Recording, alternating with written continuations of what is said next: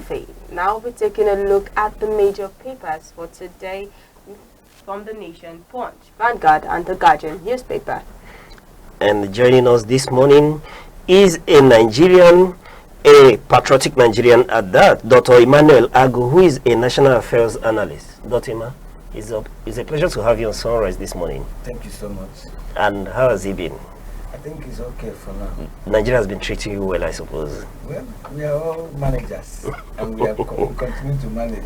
Okay, it's good to have more managers in the country. Things will definitely turn out well. Yes. Yeah, we'll manage well.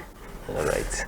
All right, now moving over to our papers for today, starting from the Nation paper. And the headline there says, Wike Fubara feud. More Rivers lawmakers opt for reconciliation.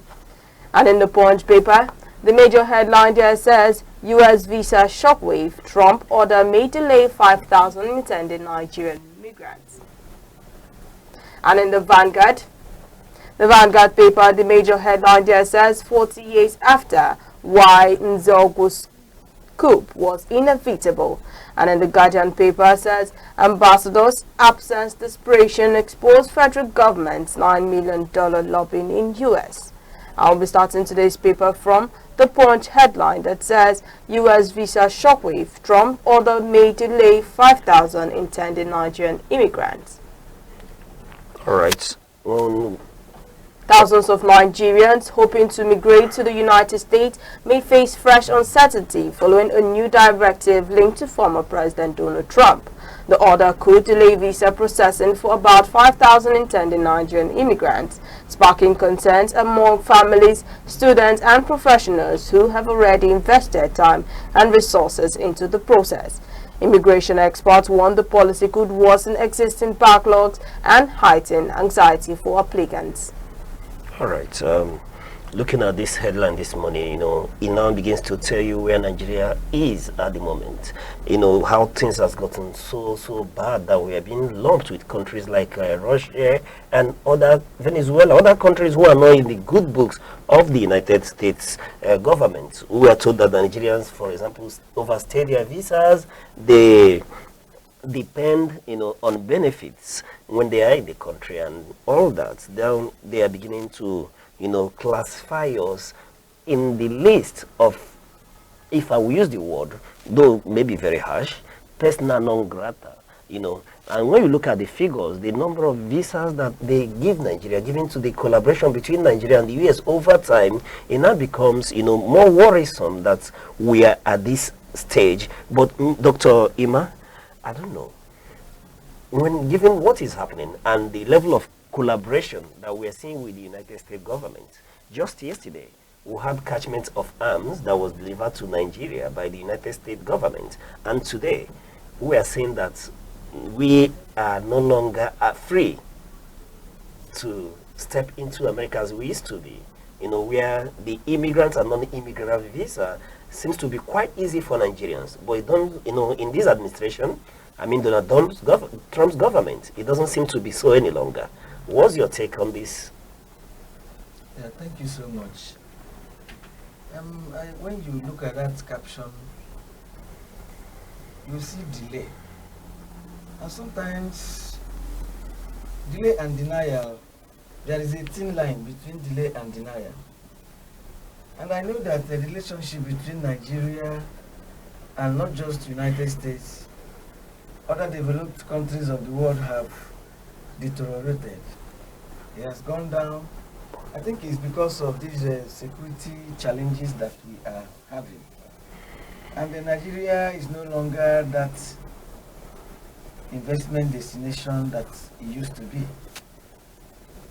That is why every country like United States are very apprehensive of letting people from Nigeria to come into United States. Yes, I know that records are there. Nigerians in United States have been contributing positively to the economy of United States. I know. Nigerians are also among foreigners in US that are known for hard work. They are very resilient. But I know not sometimes when something bad happens, it tends to affect the other good things that has been there on the ground. I want to believe that in no distant time, these diplomatic issues will be sorted out. Because all this delay, as I think, is because of these security concerns and the time that may be needed for Nigerian government to show positive posture towards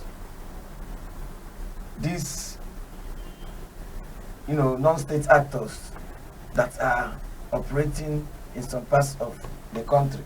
So when all these things, when they see that the government have now stepped up their, action towards finding lasting solution to this, I think all these things will, ease off. All right.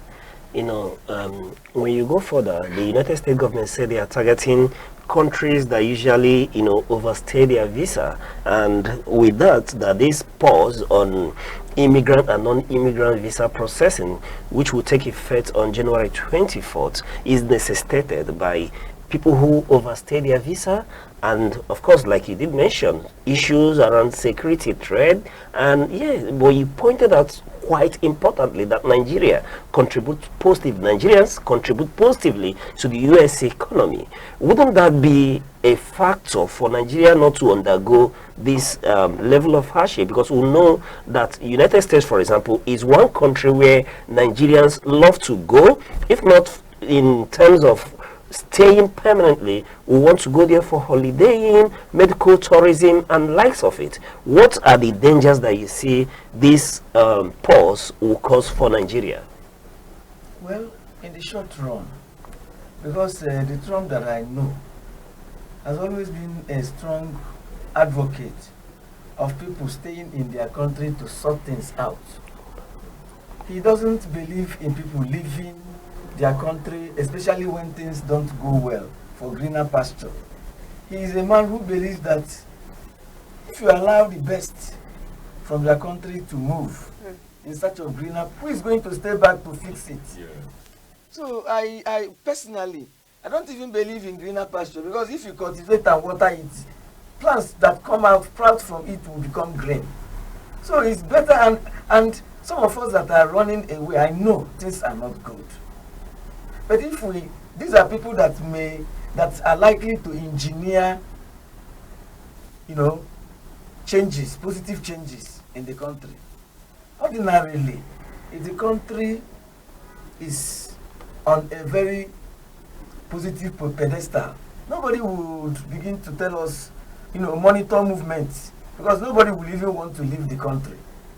I remember when the economy of Nigeria was very sound. You can pay for your children's school fees comfortably. People go there to study and come back. But things has changed. Majority of Nigeria, especially the youth, are moving out. So the Trump I know would want people to stay back and fix issues there. Because that is just the way, if you listen to him talk, he's a man who believes so much in his America and wouldn't want anybody to come and,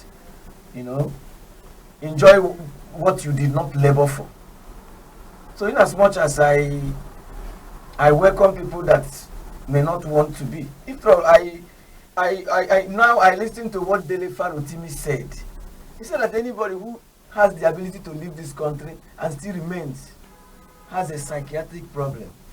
Please come again. Anyone who has the ability to leave the country? To leave this country and you still remain behind, that you have a psychiatric problem. Meaning that this country has gone so way down the drain. So you can imagine somebody from his class saying this kind of thing. Do you understand? Yes. So, and sometimes somebody will always say, how did we get to this level? It is gradual, inch by inch. I keep saying it. Whenever you have problem with election, you can never get anything out from any government that has issues with election. Because I keep saying it. It is politics. that will give you governance. And it is governance that will give you good economy. And it is good economy that will earn you that respect in that committee of nations, so that nobody would want to say that we don't want you here. In the 80s and the early 90s, this kind of things will not happen. Because anybody that is leaving Nigeria is just going there for maybe adventure, academics, and so many other things, and with the intention that you are going to come back. But nowadays, people will go, just like you mentioned, people who have overstayed the limit that was given to them. Yes. So we are hoping that it's going to change. Okay. All right. One more or two more questions on this very issue. With this proclamation by the United States government, is that not a contradiction to the long-standing of the U.S. policy on free movement? You know that the United States is a country that has been built by immigrants, and they say that always. So, to read this line, is it not a contradiction of that long, old-standing principle on freedom of movement of people? And again, I want to draw your attention to another point, that they mentioned before I get to the issue of security as well. They talk about the difficulty in processing Nigerians in terms of data and being able to backcheck the individuals from Nigeria. That's one of the challenges that they face, why they are pausing on granting immigrants and non-immigrants visa to Nigeria. Yes, thank you so much. From what you have just said, I know that in international relations, the only thing that is permanent is interest. Yes, there may, and I know also that the characters of the principal actors in a state, to a very large extent, determines the perception of that state from outsiders. This was not like this when you had Obama at the helm of affairs in the United States. Obama was a kind of somebody who believed so much in diplomacy. Then Donald Trump is a man who is so direct to issues. And people that don't like him are even of the view that is not everything that that you say. Sometimes you keep certain things to yourself. The man is not just trying to protect himself, in as much as they want to offer help. And that moment they dropped that first bomb in Nigeria was the moment I knew that the relationship has gone down. Because you know what it means. I know that Nigeria is a very big country in terms of potentials, resource-wise. But leadership that we have now may not have been able to introspectively bring out the best that we have, that I think we can offer to the world. Nigerians are very intelligent people. Nigerians are very talented people. Why is it that when you go outside, you see the best of the best who are Nigerians in key positions? That is an indication that we have what it takes to transform this country into one of the best in the world. So that is just what I think about it. Okay. Now, finally, on this very issue around visa ban, part of the issue that, yes, you've mentioned as well is the issue around security. Seeing that Nigeria over period has been classified with countries that have serious security challenges. We are being classified with countries like Iran, Yemen, and all the rest of them. It becomes more worrisome where since the designing Nigeria as a country of particular concern.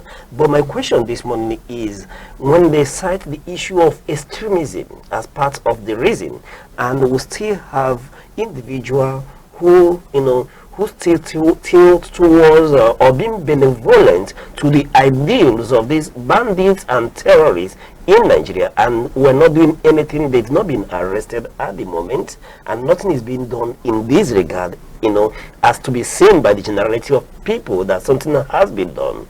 What is your position on this, and do you see this as being a contributory factor that would make this issue linger. Because there are many Nigerians that will be stranded. There are many Nigerians who are waiting to emigrate to the United States. There are those who are there wanting to, extend their stay, and many of that will cause, affect many Nigerians positively or negatively. So, how do you see this issue of security threats and extremism being a factor as well? Yes, thank you so much. For you to understand the dynamics of what you have asked me,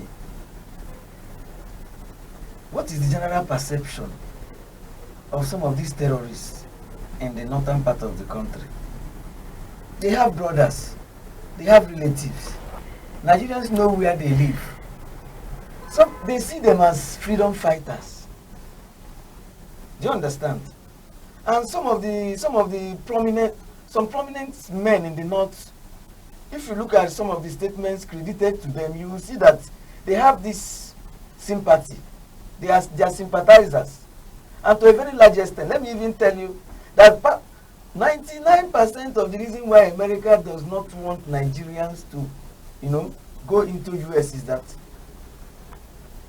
there are some key figures in this previous administration that have been listed as sponsors of terrorism. Look at this recent case of Malami. Look at, from the reports I have, guns were found inside his room. Somebody who is the Attorney General, who was the past Attorney General of the Federation, somebody whose primary duty is to defend lives and ensure that there is justice, dispensation of justice in the country. You are seeing arms in that commercial quantity. What does it connote?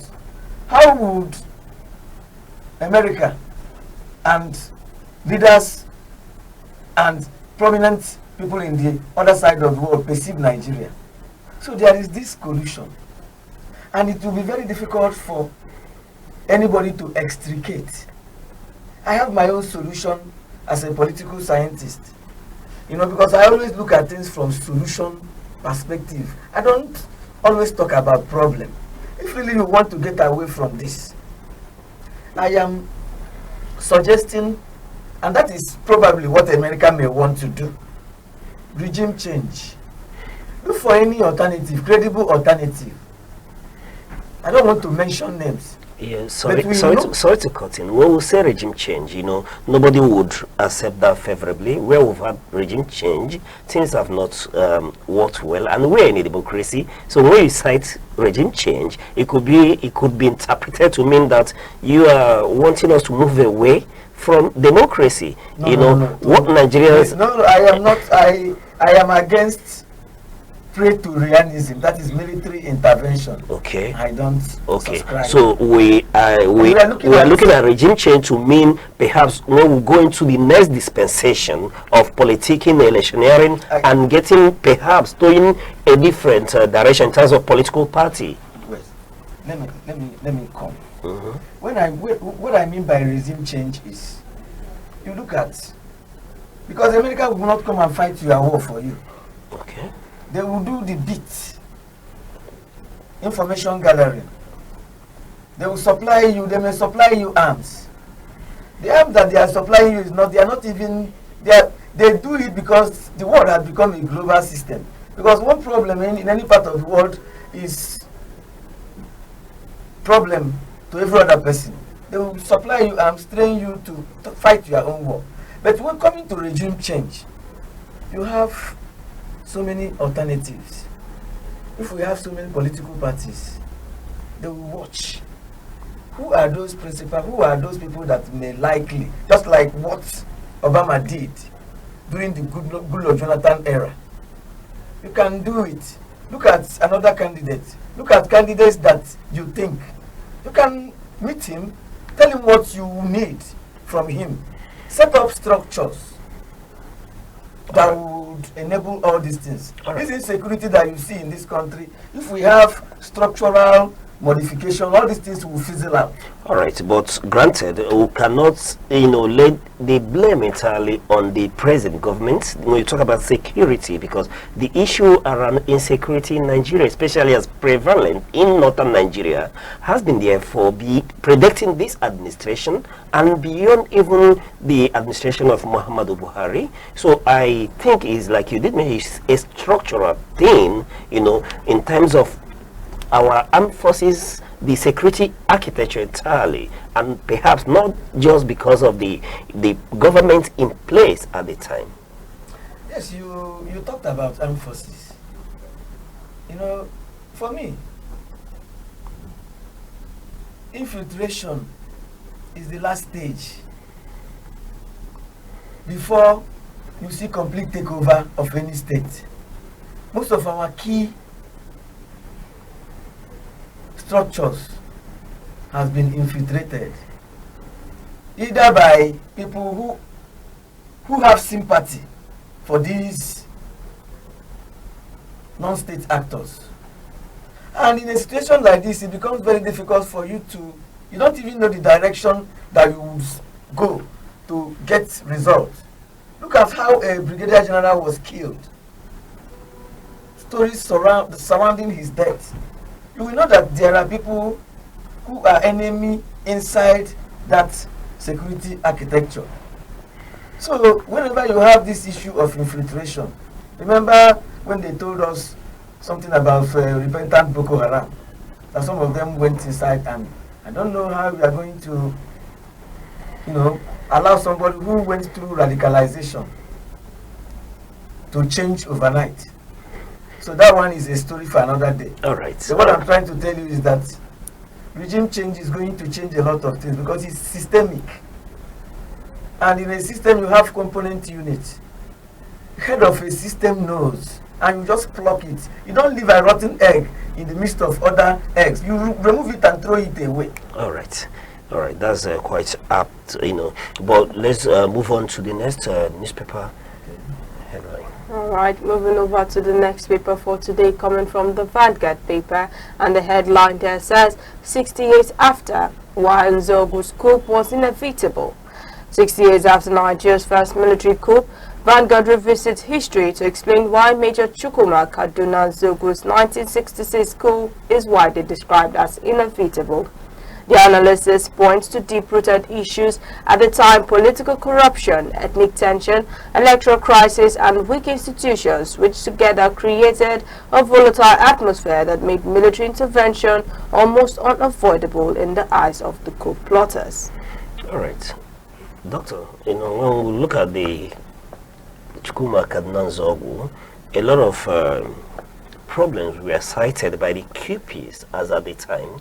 Part of them has been enumerated, ranging from issues of electoral crisis, corruption, and so on and so forth. But I want to ask you this morning, do you see the same reason why these young army officers struck as at that time, with the view that they want to change the system, cleanse Nigeria of the rotten eggs and corruption, moving them away as a way of sanitizing Nigeria as at that time? Do you still see these circumstances as obtainable then, still happening today? Yes, thank you very much. Generally, the essence of government is basically to, tackle the issue of welfare and security of its citizens. And it baffles me to notice that for a country that is so blessed, richly blessed, like Nigeria, we are still battling with, basic issues, corruption everywhere. And in as much as I don't subscribe to military intervention, one may even ask this question: is democracy actually the best system of government? There are sometimes you sit down to, ruminate Is democracy actually the best system? Do you have democracy in some of these successful countries in the world? Can you apply democracy in every situation that demands that somebody must emerge as a leader? Because if we want to do a micro level analysis here, we know that in our families, we don't use democracy. We know the head. I'm Diobala, I'm Ada, and all these things are there culturally. And I was discussing with somebody the other day. I told him that why we are having problem in most communities today is that we have introduced democratic system in selection of traditional rulers. In the old, it's not done like that. Our people say that every particular community is blessed with an Iroko tree. And everybody knows who that Iroko tree is. Sometimes you need to go and ask that person, please come and become our leader. That special gift given to you by God, please, why don't you use it to serve us? You are one of us and you cannot say no. That has been the practice. And when these things is done this way, it's very difficult for you to see that person turning against his people. Then even if you go to Catholic Church, selection of Pope, is it democratic? I don't want to go into that. So sometimes when you look at issues, and even some countries, Sahel region in Africa, most of these countries now have military, heads of state. And I think things are now beginning to move. In as much as I don't subscribe to militarism, we have to look at the end point. What system of government has this capacity of lifting us up from where we are? Countries like China, they don't have this kind of liberal democracy. They know somebody who is going to succeed Jinping now is somewhere in incubator, probably receiving specialized packaged training on how to evolve China in the next century. That is the type of training they are giving that person. So everything is not open to majority rule. Sometimes we have idiotic majority. Don't you know? In analysis of a population, you have qualitative and quantitative population. When the majority, if you don't have a way of checking what majority always say, you will end up not getting the best out of it. Do you understand? So what I'm trying to say now is military rule may not be the best option. I don't subscribe to it. We have to look at our electoral system. That is where, if really we are tired of where we are, the current situation, we have to change our leadership recruitment process. And that is where the solution lies. A nation has to, and ANEKE has to give us true results. Do you understand? And if a leader comes and he knows that he is a product of people's intentional action, I don't see him turning around. He will face his people. He will do something. Look at what happened in Abia State. Do you understand? Alex Otie, there's no way he can turn around. He can turn against his people. He knew that people voted for him. Everything in fact, I always say, I always use this word, anthropocentrism, having a centric emphasis on the people. There is no way you turn around against the people that voted you. So we have to look at the ANEKE. All right. And also the legal framework. That is the best way out of it.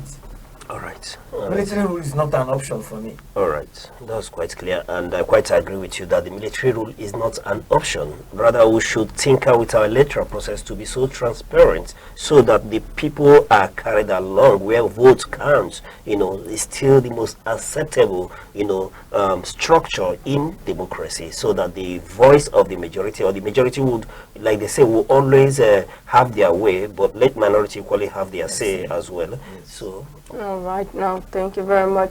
Over to our next paper, coming from The Nation newspaper, and the headline there says, Wike Fubara feud. More Rivers lawmakers opt for reconciliation. In Rivers State, there appears to be a softening of political tensions as more lawmakers move toward reconciliation in the long-running feud between former Governor Nyesom Wike and Governor Siminalayi Fubara.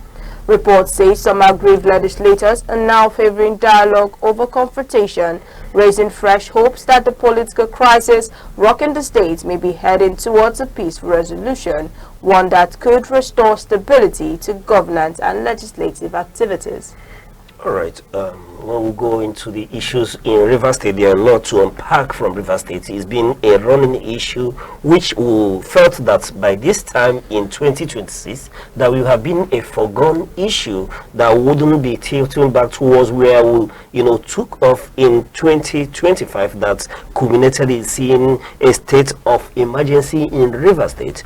Just quite recently, we've seen the lawmakers, go against the sitting governor, Siminalayi Fubara, serving impeachment notice. And the information this morning is that some members of the same state assembly are now asking and begging their members, talking about other members from Kana constituency and Degema constituency. You talk about Nwako and Amadi, who has joined the House minority leader, Savanos, to ask the assembly to, tamper justice with mercy, even though, yes, Fubara may have and the deputy may have, violated parts of the constitution, but that they should listen to the respected elders who are intervening on this whole crisis. But I want to ask you this morning, because when we've been analyzing this issue, yes, we feel that the whole party, all of them are supporting Mr. President,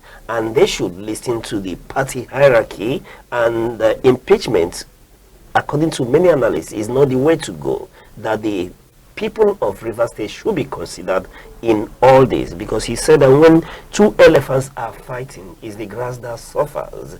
So I'm asking you this morning, do you subscribe to the impeachment process continuing if the governor has erred, or they should find a political solution to the crisis so that development agendas will go on in River State? Yeah, thank you so much. You see, the problem in River State did not start today. When some of us have been commenting, saying things about godfatherism, which should be, we at this moment, I don't want to go into how Fubara emerged, because I know that his godfather brought him, and there may have been agreement which may not have been followed in a concrete manner. Do you understand? So having said that, in this game, I think when you see somebody who has played God for a very long time, you now see that there is always a tendency for that person to start, making some critical mistake and error. Wike is a minister. You are a minister, you are a minister. I know, behind curtain, there may have been agreement. But if you listen to governor and others in his side, he say that we cannot continue to keep to these terms. It is affecting our developmental agenda for the people of River State. Let us leave it, or let us review it. He said no. So all this impeachment or no impeachment, I know that Mr. President must have intervened from what reports are saying. That the president must have intervened, calling them to order. But it is a positive thing to hear this morning that more members are now of the view that they should embrace peaceful resolution. So once we have more members, maybe as time goes on and you have more members who are now canvassing for peaceful resolution of the whole thing, I think the problem it's not really that the governor committed any infraction. It has to do, it's purely political. But if they consider the people that they are representing, then I think it will now be resolved. I believe it can be resolved. That is just my stake on it. All right. Yes, it can be resolved, and we'll pray and ask that it be resolved. But in all this, where does this leave? We'll talk about the people, who's been, suffering in all this, given that they've, seen their states, being subjected to a 6 months of emergency rule, and now the battle is raging. Though we're happy that there's been reasoning, everybody is now, wanting to, rather deliberate, have a conversation rather than the harsh words that we saw flying about. What does this speak to democracy in itself in Rivers State? Well, democracy has been affected, even from the inception. How did Fubara emerge as a governor? We are all aware of what happened in Rivers State during the last election. How it was delayed and eventually Fubara emerged. Did he actually win the election? That is just the question. That one, ANEKE should answer the question. But very big question mark. Did he actually win the election? And I think I've said it before. Whenever you have a governor, president, local government chairman who did not come through the ballot, who came through the other way, there is no way he's going to consider the people in all the decisions he will make. Do you understand? But thank God, they are now coming to their senses. And I believe, if you have a ceiling inside a roof, and eventually that roof is demolished, do you think that ceiling will remain? If you have a very big problem in Rivers State, all those principal actors will still be affected. So I think it's high time they come together and sort things out and carry the people and begin to use the money for the people. That is just that. All right, that's quite up, and thank you for those in-depth analysis. Let's go to the sports oracle, Mr. Good Hope, to see what happened in the sports world, especially last night. Okay, thank you very much for bringing me in. I would tell you that yesterday we had that match we all have been anticipating, the Super Eagles playing against Morocco, and we saw what happened, how the match ended with a 0-0 draw full time, and he had to crawl into the next extra time. And looking at the composition of the Super Eagles and the penalty played and the composition of the referees himself, a lot of blame have been been introduced to the scenario about the refereeing, how the officiating was poor, citing the references of Nigeria being affected by the poor decisions. But I wanted to just ask Mr. Uche if, looking at the scenario, what really do you think happened to the Super Eagles yesterday from that game? Anyways, whatever I say will be tainted with this position of someone who is never a supporter of the Super Eagles, okay. But I'm a passionate lover of football. I love the game. What I'm against is that Nigeria has been structureless when it comes to improving our sport, the sport that we love, the very sport that unites all Nigerians more than religion. And speaking to yesterday, I will speak to the facts. The truth remains that the better team won yesterday. Yes, Nigeria, there's no doubt, who had a good team, who had a good outing. But yesterday, you know, who have been better captured where structure meets firepower, right? Well, so yesterday, you understand, yeah, I will tell you, who had the firepower, but you played a more structured team. So, in conclusion, the better team won. Yeah, the better team won, but sir, looking at the game yesterday, we were talking about Morocco being a better team and Nigeria them too, seeing how they have displayed, how they have performed over the matches. So do you think Nigeria would have had any chance to win that match if there was no poor officiating from what people have been saying? Because I saw the match at some point and I saw the decisions. And being the sports oracle, I will tell you that when you compare these things, you will really see that there were some lapses here and there. Do you think Nigeria would have won if there was a fair and free and fair, let's say like election, if there was a free and fair officiating? Do you think Nigeria would have, you know, had their way through the match? Thank you very much. In the first place, those players would have known that playing in Morocco, in playing that match will mean playing against the entire people of Morocco. Yes. Yes, of course. So you are not going to, it's not going to be easy. Because there was a lot of wisdom if their mindset, you are not, I hate it when somebody will now start playing victim. If you really know that you are going to meet a tough opponent, you are going to be tough, decisions may not come your way, you kind of prepare your mind towards that. Then when you look at that game, Nigeria plays from the middle. Yes. If you look at our pattern, we don't play wing football. Yes, of course. And those guys know. And they decided to play, whenever they have the ball, they will go towards the flank, the wing. Yes, of course. And they will always choke the middle. What our coach ought to have done is to change. You need to be very tactically, tactical flexibility is always good. Of course, very well. You change. Very well. You change. And also, when you look at, you only have few Nigerian players that have that mentality, that winning mentality. Yes. Number one is Bassi. Bassi, yes. Then you talk about Osimhen.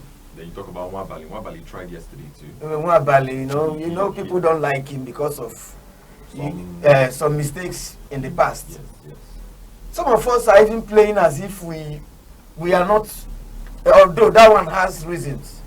Look at the kind of penalty. Penalty Chukwueze. I wanted to bring us to that Chukwueze's penalty. So when you are not committed, passion, of course. Passion is just a kind of spice that defines the direction of your activity.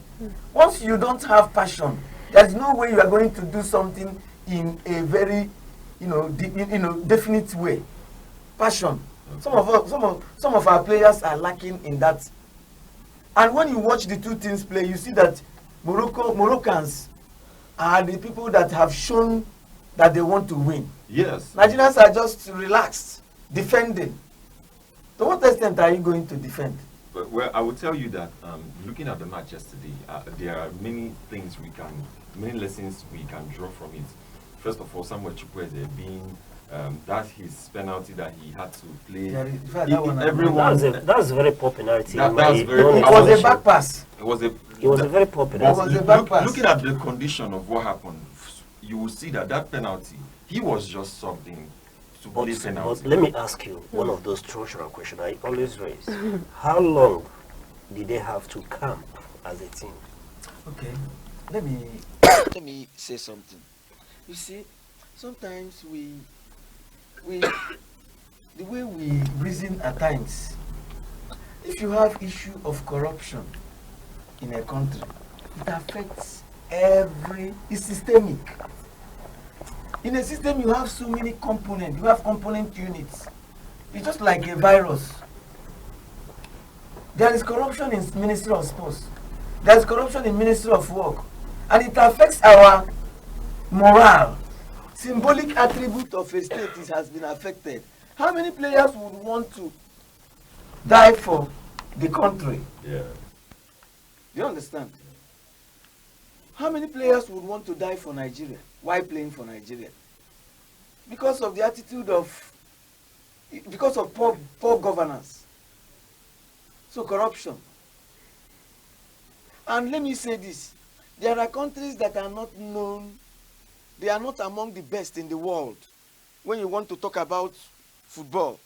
But you find out that it's very difficult for you to win them any day you are playing against them. Let me give you an example. Any day you are playing against Japan, you will suffer so much. They will make sure that they drill you. It's Japan. Even if you're going to, because they have this, what I call, they have a very strong symbolic attribute of a state. They are willing to die for their country. Have you played against United States? They are not known for football. Yes, but you cannot win them. Yes. If you like, go and bring the best 11 in the world. Play against you. Once they wear that shirt, I am representing America. I am representing Japan. I'm representing China. If China were to come, you find it very difficult to win.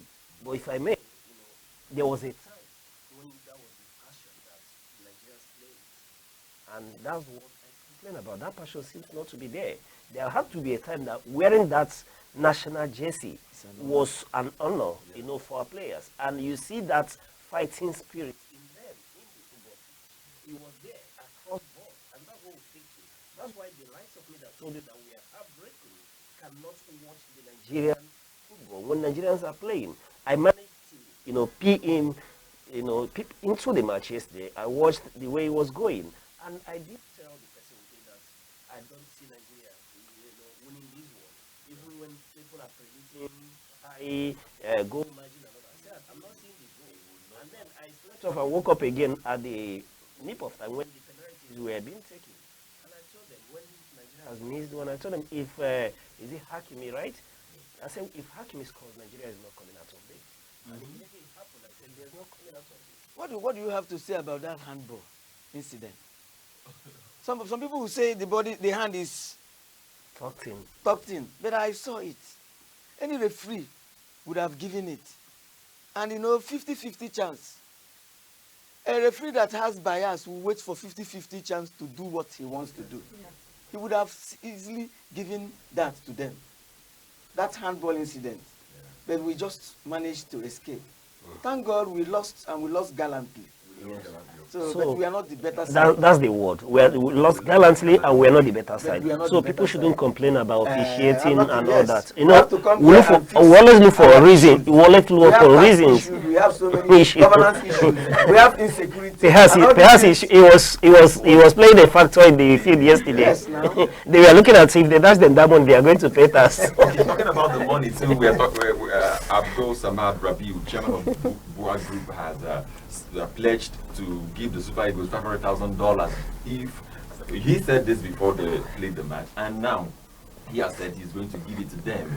And I don't know if that was actually a factor, but I can tell you that that's something that we have been looking up to having, come in as an encouragement to the guys who has played the game. It's something that we build them up to see that, even at the national level, maybe that side may not really go well, but individuals who are well-meaning Nigerians who want to support privately, want to give their own support to the Super Eagles, and that's something that I've seen so far. I don't know if that is something we can see as an encouragement to the Super Eagles, and that will help them to do well. I don't know when it will be next time, except by 2027, the next AFCON that is going to take place. Well, for me, if you look at those players, they are all rich at their level. Money ceases to be a sole motivator at their level. Look at Victor Osimhen. Look at Bookman. Look at so many of them are in fact, 99% of all the players are playing abroad. They are professional players. So money, all this money, sometimes why don't we look at delays in paying them their allowances? sometimes it Freddie. affects them. Yeah, Wilfred Ndidi came out to say he's going to pay this allowance. Should he have That's come out the to say structural it? issue we'll talk Structural about. issue. It's the structural issues we'll Of talk course. about that make people not play with passion. Yes. That make them not play carrying Nigeria on their head. But we can you know? have this issue everywhere because No. the Minister of Finance Let's not absorb anybody of this. Until you handle these issues, I tell you, you may stand the chance of not going to next World, not this World Cup, the one that will even come after this. You may not qualify. You have to start dealing with these structural issues. You know, I keep talking about it, and it's as if I'm not a patriotic Nigerian. Look at our home league. What are we doing about it? These are the structural issues that we speak to. You know, when a player is going to play, he has to worry about bonuses. They have to. The other time, Mikel came out to talk. Somebody has to filter their transportation. Somebody has to, pay accommodation fee for these players. These are niggling issues that may not make them give their best in the football field. Let me tell you, football as a sport is a game you play with your whole psychological being intact. So there's no form of distraction. And I tell you, Nigeria is a distraction to our loved sport at this time. And let's keep hoping, we'll keep doing the mathematics, hoping that God loves Nigeria more than the rest of the world whenever we play against them. But football is what it is. It's garbage in, garbage out. There are moments of luck. It's a reflection of who you are, how you live in your country. I keep saying it. You cannot come out and shine. When you go in, you smell. So that thing shows. In fact, we performed beyond my expectation. Wow. Mind you, these players came back from different countries, different clubs. So I have always known that Nigeria is one of those teams, they keep progressing after every match because they still use it to cement. All right. But the question I want to ask before I let you off the hook. So Nigeria and Egypt, right? Yes, for third place match. So the sports oracle, give us the prediction. Normally, Egypt is a North African country, and we always would face them as a big threat. Well, Egypt will have to win, but Egypt may not win because we are looking at that game as a 50-50. So we are going to do our best like we've been doing, but Egypt will try to find their way, but Egypt will not win. We are still patriotic. This is Nigeria, and we still trust our people. So Egypt may not win, Egypt may win, but I'm sure that we're going to play our best. All right, Doc, let me draw you into this. Between Senegal and Moroccans, who do you see lifting the Senegal is trophy? winning Morocco. Okay. Whenever you look at an African team, and you see a perfect combination of physicality and fluidity, Senegal is the best team presently in Africa. There is no way they will not win. You can't, in fact, having watched them yesterday play their match, they are the best. Okay. Mr. Goodhope, I suppose you agree to you concur to Yes, that. of course, I agree. We're going to see on Sunday evening by 9 p.m. That's when the final will take place. So Although you refuse to call the margin, I want you to give us the margin. Give us what it is. You're the oracle, and we are at your shrine at this moment. Give us the numbers. 1-0, 1-1. No, you've not said anything. The oracle speaks with certainty. Well, let the oracle speak after the show. Okay, and moving over to the business update. Here yesterday, January 14, 2026, the Nigerian stock market sustained its positive momentum for the 7th consecutive session. The market capitalization crossed the significant 106 trillion naira mark, driven by robust buying interest in major sectors. The all-share index yesterday gained 934.66 points, approximately plus 0.56%, to close at 166,771.95 points. Market capitalization rose to approximately 106.79 trillion. The activities yesterday missed while the market was bullish with 47 gainers against 28 losers. The total volume and value of trades saw slight fluctuation compared to the previous day. The Nigerian exchange listed an additional 3.16 billion ordinary shares of UBA PLC following its successful rights issue, further deepening market liquidity. This is what we see as a key event that shaped yesterday. And then moving up to the top 5 gainers, yesterday we'll see that the Academy Press led the winners yesterday, closing the market at 8 naira 25 kobo, making a plus 10 positive adjustment. They are followed by NCR Nigeria, which closed its book yesterday at 106 naira 30 kobo, making a plus 9.98% positive adjustment. Then Triple G and Company Limited closed their book yesterday at 4 naira 86 kobo, making a plus 9.95% adjustment. Then Tantalizers, which closed its trading yesterday at 2 naira 99 kobo, made a plus 9.93% positive adjustment. And then finally on that list is Multiverse Mining, which closed its trading yesterday at 28 naira 25 kobo, making a plus 9.92% positive adjustment. And then leading the losers table, will have May and Becker, which is a pharmaceutical stock, closing its book yesterday at 28 naira 55 kobo, making a negative minus 9.79% adjustment. Leading us to Wapik Insurance, which closed trading yesterday at 3 naira 31 kobo, making a minus 6.76 negative adjustment. They are followed by Livestock Fees, which closed trading yesterday at 7 naira, making a minus 6.67 negative adjustment. Then next on that list is PZ Cushions, which closed its trading yesterday at 54 naira 50 kobo, making a minus 6.52 negative adjustment. The final on that list yesterday is Etana PLC, which closed trading at 34 naira 20 kobo, equally making a negative adjustment of 6.30%. Then taking us to the money market, as at yesterday Naira showed resilience, making slight gains in the informal market while facing marginal pressure at the official window. And then when we go to the parallel market, yesterday we want to take on the market key drivers, as at yesterday Naira traded slightly firmer in the informal market, moving from 1,472 naira, that's selling price, to the from the previous day of 1,470 naira. Traders attributed this to improved dollar availability, which helped to absorb some of the seasonal demand from importers and business settling overseas obligation.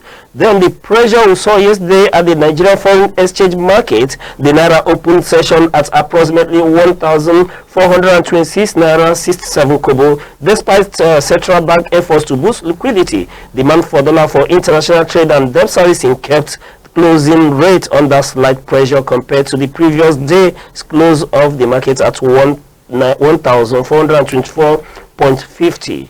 Yes, we are seeing that the market, the FS gap, the disparity between the official and parallel market rate is currently sees at between 40 to 50 naira. And that is it for the business update. All right, thank you very much for that. Now moving over to our celebration for today. Today is the Armed Forces Remembrance Day.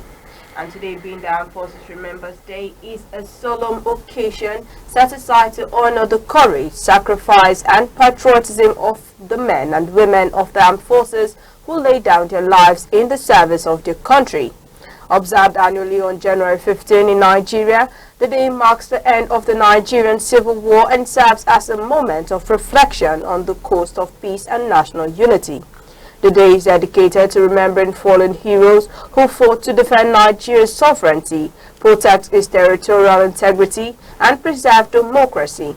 It is also a time to recognize 7 military personnel and veterans who continue to risk their life in the face of security challenges such as insurgency, banditry, and other threats to national stability. Their dedication and bravery remains vital to the nation's survival. Activities marking the day often conclude red-laying ceremonies, gun salutes, church services, and the wearing of the symbolic red poppy. This act reminds citizens of the sacrifices made by the armed forces and reinforce the collective responsibility to support them and their families. So Armed Forces Remembrance Day is more than a ceremony. It's a call for unity, gratitude, and renewed commitment to peace. By remembering the fallen, the nation reaffirms its resolve to uphold the values of courage, sacrifice, and service upon which its freedom stands. All right, and today we'll remember our fallen heroes, and equally the heroes who've been helping to stabilize in terms of security, the standing of our nation. Today is a solemn day where we remember our heroes. Yes, and that will be it. We'll now go over to Dr. Ima Agu. Thank you for joining us today on the newspaper review here on Sunrise. It's a pleasure having you on the Sunrise. It's my pleasure. And we pray and wish that we'll see more of you in this program. Yeah. So, And then to you, Mr. Goodhope, thank you for the sports analysis. And though you evaded, like the oracle telling us where we stand and what we will see in the sports world. Yeah. Thank you very much, and please do not forget to follow us across our social media platform across Instagram, TikTok, YouTube, X, or at ANEKE TV, or call our phone number 070-3043-7110. I am Deborah Wakaba. It's always a pleasure having you. All right, and I'm Uche Osai. Remember, you're not here to be average. Be unique. Keep watching ANEKE TV. It will come your way same time tomorrow. Bye-bye.